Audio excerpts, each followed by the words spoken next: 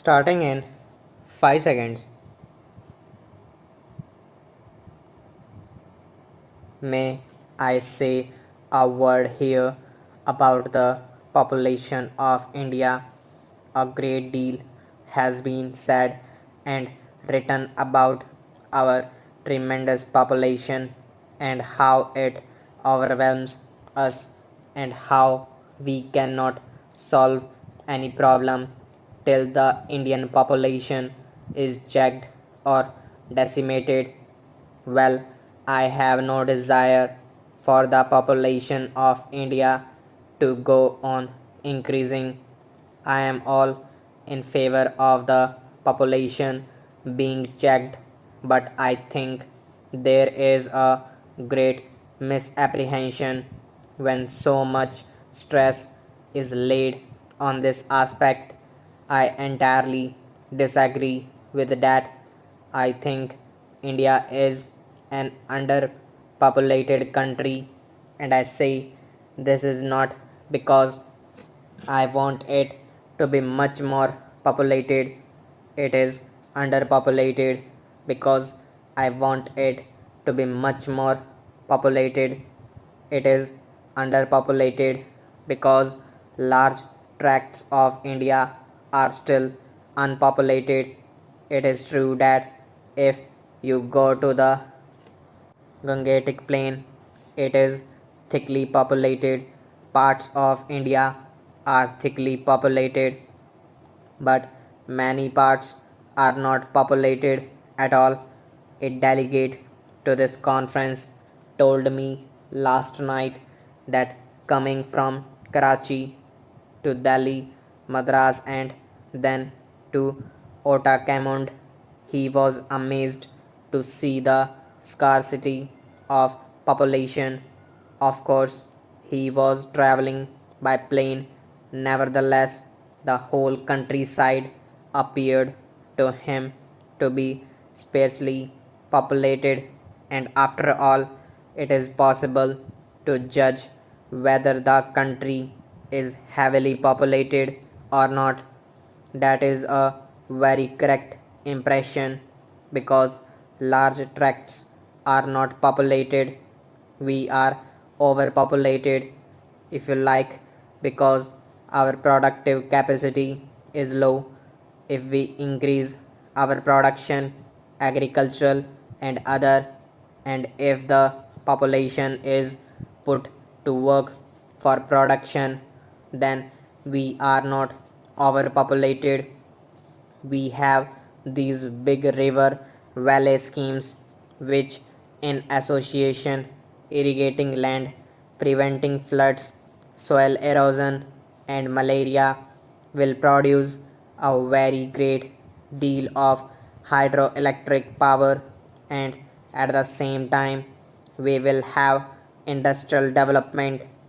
If you look at the map of India, you will see the noble range of Himalayas from the north to the northeast. I do not think there is any part of the world similar in area which has so much concentrated power, latent potential power, if only it can be trapped and used. Well, we intend tapping and using it. But my point is that not only India but the whole of this Asian region is full of vast resources, human and material, and the question before us is how to hold them together and produce results. Apart from increasing production in this way, I think it is important for us to utilize our existing resources better. I do not think they are being utilized to the best advantage. We can get more out of what we have than we have been doing. That involves in India as in the rest of Asia many problems: the economic system, the relation of capital and labor and the satisfaction of labor.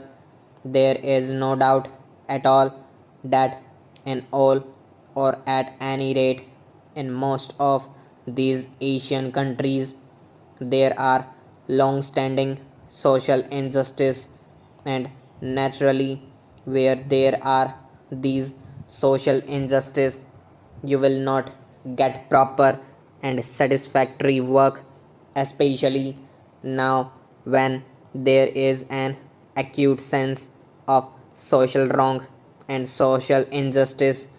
I have no doubt that in India our production has suffered because of this acute feeling of social justice.